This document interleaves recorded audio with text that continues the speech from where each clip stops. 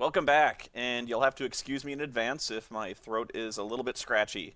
I'm working on a good old-fashioned sore throat right now, but show must go on. Now that I think about it, I can't remember if Last Angry Geek was in the room at the same time as these guys. I didn't see him around the set. I think he was around near the end, but I feel bad now. He's like, "What? You don't remember me?" Luke, Rob, and Brad basically took an all-nighter to get their scenes on the death bomb done. They went way over time though. They scheduled like 6 hours, something like that, and they came back at like 2 a.m. But hey, they're troopers, you know.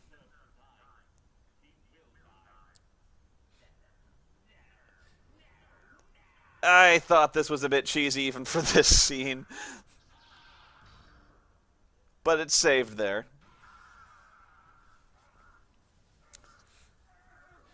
I mean,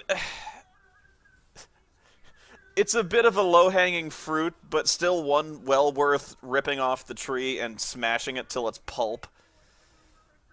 I actually got some criticism for much less than this. It was on the last riff actually where I said I made some joke about the Phantom Menace, and they're like, get over it, dude. You don't understand. Like the prequels. That's basically it. If you don't find it as offensive as we do, you just don't get it. You'll never get it. It really was this. Those series defined a generation, you know. And if you had to have grown up in that generation to even have a concept of what it did. And so this, in a lot of ways, was very therapeutic to make a movie destroying that aspect of the movie that, in many ways, was the prototypical betrayal of a series. I know I keep going back to that, but it's it's true. The poor guy just has no idea how to write dialogue that sounds like something people would say. It's a really strange failing. I've never had a problem with that, and I don't imagine most people would. If you write something down and you're like, would someone say that? I hate sand, and you could just run down the one-liners of the Phantom Menace and the entire prequels and be like, they just sound like fucking aliens. There's completely impossible to relate to these guys. It's a powerful dick. It's really perfectly reasonable, and it has not been called out on the carpet enough for how bad those prequels are. But enough of me dwelling on that, even though I just said it's not nearly enough. Um, where was I going with this? I don't know.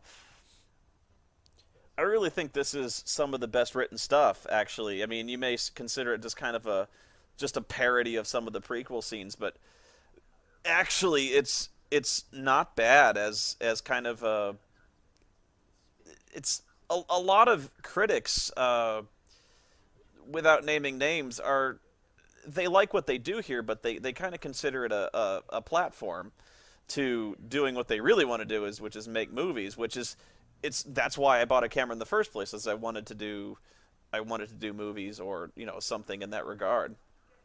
Brad makes movies. He's making movies already. Like the Cinema Snob movie, available now on his website, which I'm in, and I'm awesome in it. And Brad is pretty good in it too. But even guys like the angry video game nerd, and I'm not speaking for James here, but I know for a fact his passion is really in making movies, and he appreciates that he's really caught lightning in a bottle with his act. But I think even now he's trying to scale back production on his short reviews to really focus on making movies. In fact, I think he's in the middle of, if he's not finished with making the AVGN movie. And I think that's a major motivation behind Doug's move away from the nostalgia critic. Is I think he really wants to focus on making original, content that he can really call his own, instead of ripping on other people's content. So actually, this the death bomb thing is, the executor is very much tempting the snob here with the chance to make actual movies, which is a pretty legit temptation for a guy like him, and I'm probably adding a lot more significance to the parody scene than it deserves, but it there really is a lot of truth to a lot of these scenes. Not in this scene in particular, but with a lot of the scenes that seem to have weight, kind of the internet bill and the a lot of the scenes with the snob actually ring with a lot of truth. With him talking to Luke about how we can't keep doing this forever. There really is a lot of reality in that, even though you ignore the fact that we're fighting with lightsabers and throwing lightning around at people. But the core of it is actually. I don't mean to go over the same ground again, but I don't know. I guess it's just kind of we're not all about tearing down stuff, as fun as that is. It's a growing up process. We start off with this huge morass of really weird sci-fi and pop culture rattling around. And we can destroy it, but there's always that question, could we possibly do better? And I think this movie in a lot of ways is us proving to ourselves that we can. We can use that and create something new.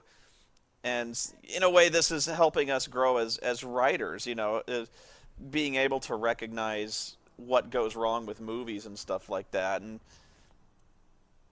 kind of making really crappy stuff that happens in movies. Not that this scene is crappy, but, using everything we've learned from these movies and reviewing and doing something with it, which I really think this movie is a huge success in, despite all my what if it seems like I'm complaining over much about the script. I really think it's well done. Although, if I may, this is going to sound like criticism, and I assure you it's not. Although, how could I possibly speak over this? This is brilliant. I remember hearing Linkara and Justin were completely cracking each other up the entire time, but I do love that. I do love the fact he's completely just not selling the sword. He's invincible, you see. I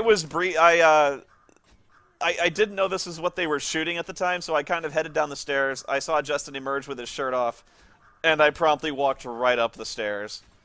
I couldn't possibly take it in the face of me going down in the Harkonnen thong in a few minutes. But if I think every scene I've complained about in this movie, I've complained about for the same reason. In that, if Doug's, I think, biggest weakness and strength at the same time is that he's a really brilliant writer, which is why the nostalgia critics are so good as they are. You can tell he has a real flair for dialogue and a real flair for just originality and coming up with, you review so long enough, there's only so many ways you can say something sucks, So he's done a lot with writing, and he can still do a lot. In fact, you can see a lot of the exchanges of dialogue in this movie are frankly brilliant. Like the scene with Joe, where he talks about how many guards are on the radar. A lot of the stuff, applying the just atrocious dialogue from Revenge of the Sith and actually making it somewhat appropriate to Manos and stuff like that. It really is amazing. However, I think what holds him back to a degree, and what holds this movie back, I think most of all, is that he's too much of a fan of slapstick. And there's nothing wrong with slapstick. Hell, the Stooges made a career out of it. And Doug himself will tell you that he modeled his nostalgia critic character a great deal after Daffy Duck. I always said Sam Kinison, but it's kind of a mixture of that and Daffy Duck. He loves Daffy, and who doesn't love Daffy? And so a lot of the humor that's infused into his character, and pretty much the entirety of Kick-Assia, especially, is pretty much a feature-length Daffy Duck cartoon, of just running around beating the shit out of each other, and it's good for what it is, but slapstick can easily go become too much. It can easily wear out its welcome. And for a movie this long, I think there's only so long you can carry slapstick. And so sometimes the gags can go on too long, as they did in the Judge Dredd thing. And sometimes there's just so many ways you can comedically slap the shit out of each other, which I think is why I think the dialogue scenes really stand out as something really special. Why the acting I think in this movie is surprisingly good in those quieter moments or those funnier moments is because A, Doug can write those scenes very cleverly, and B, I think a lot of the critics and actors in this movie were finally given the chance to really stretch themselves dramatically and comedically and finally deliver the lines in a funny way and deliver dialogue in a humorous way as opposed to just beating each other up. So if it seems like I'm complaining, I'm actually not. I'm very much complimenting Doug in that he is, even for me, surprisingly good at writing humor. I just think if there's one thing that would limit this movie somewhat is that the slapstick can easily go too much, and I think over the course of 3 movies, maybe we played out the slapstick a little over much. This being a good example. This scene with Mecha Kara. He's actually acting his ass off in this scene, and you'll notice he's one of the only characters who does not play it up for laughs. Not really. And that's Lewis has done that by design. He's kind of kept this one character as the character he will not compromise into being a character not taken seriously. And so actually he's just about the only villain that you do take seriously in this movie, as seriously as one can. But nobody's really afraid of friggin' Turl and Zod and stuff like that. They're goofy and even they're not really slapsticky. I think that's why their relationship is so funny, where they're kind of this weird odd couple where one is really, they're both kind of prissy in one regard, but you know what I'm saying.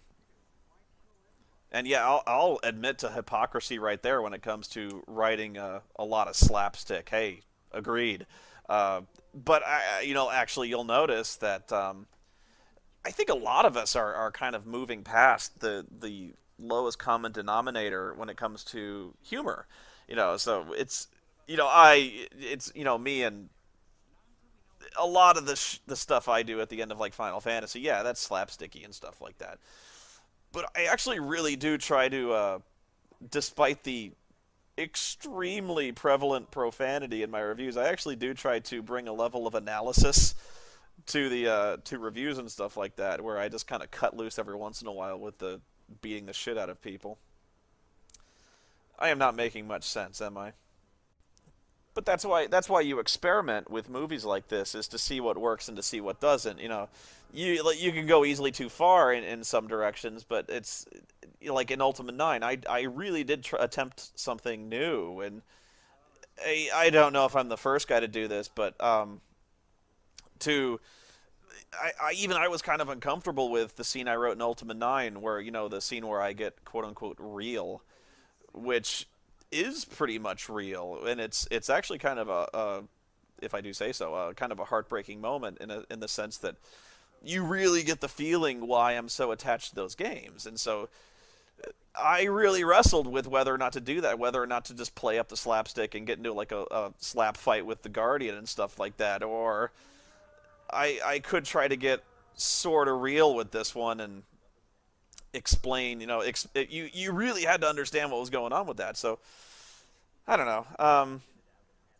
I guess the point I'm trying to make with this is I think if the best things to realize about this movie are